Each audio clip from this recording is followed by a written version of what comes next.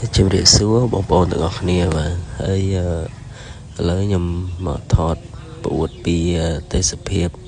នៅតាមស្រុកជនបទនៃស្រុកកំណើតរបស់ខ្ញុំអញ្ចឹងគឺថាទឹក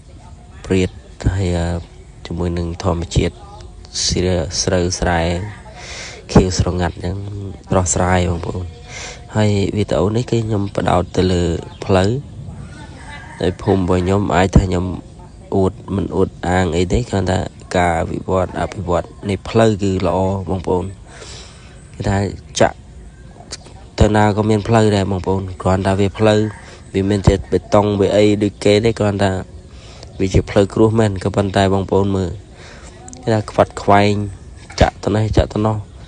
ខ្ញុំបដោតវីដេអូនេះគឺខ្ញុំបដោតទៅលើផ្លូវមែនតើបងប្អូនហើយចង់និយាយថាវាអត់ខ្វះផ្លូវជិះអញ្ចឹងទៅដល់កលុកកលៀតណាផ្ទះបងប្អូនណាដែលនៅជួរក្រោយជួរមុខអីដែរ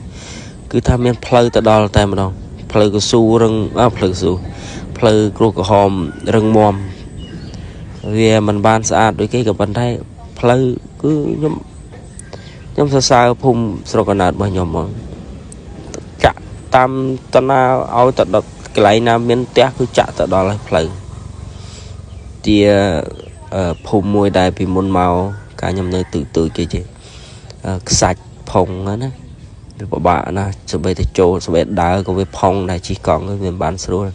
តែឥឡូវនេះគឺខ្ញុំឃើញហើយខ្ញុំមានអារម្មណ៍ថាសប្បាយចិត្តដូចថាផ្លូវវាខ្វាត់ខ្វែងពេកហើយមិនដឹងនិយាយអីទេបងប្អូនតាណាជិះតាណាក៏បានផ្លូវវាខ្ញុំជិះទៅស្រុកខ្ញុំជិះមិនអស់ផ្លូវណាជិះដើរឆ្វែលភូមិផ្ទះបងប្អូននេះឆ្វែលលិចឆ្វែលកើតហ្នឹងហើយនិយាយថាទៅដល់ផ្ទះគ្មាន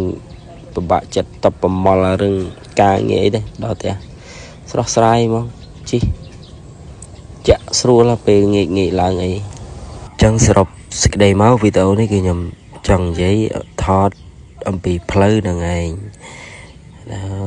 ថាស្រួលមែនតែនហ្មងគេថាផ្លូវចេញចូលគ្រប់កន្លែងអញ្ចឹងអានេះខ្ញុំថតអស់ទេខ្ញុំគ្រាន់តែសម្រាយបន្ថែមផ្លែបងប្អូនអត់ដឹងតែហ្នឹងហើយបងប្អូនគឺវីដេអូក៏មានតែប៉ុណ្្នឹងឯងដូចថាការអភិវឌ្ឍតាមស្រុកភូមិបងប្អូនយ៉ាងម៉េចដែរហើយបើផ្លូវនេះមើលការប្រមូលផលអីក៏វាស្រួលដែរអញ្ចឹងណាបងប្អូនប្រមូលផលស្រូវស្រែបងអីអញ្ចឹង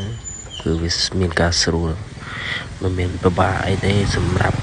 ផ្លូវចេញចូលអីចឹង